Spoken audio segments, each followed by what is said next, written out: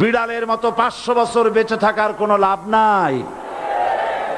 সিংহের মতো 1 ঘন্টা বাঁচতে চাই। আমি দেখতে পাচ্ছি বাংলাদেশের ভাগ্য আকাশে উত্তর গগনে কালো মেঘ জমা হয়েছে। ঝড়ের পূর্বাভাস লক্ষ্য করছি।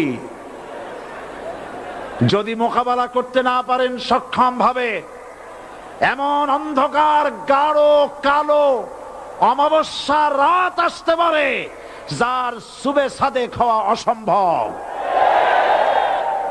সুতরাং আপনারা কি কাপুরুষের মতো কাফের মুশরিকদের গোলামি করে মরতে চান?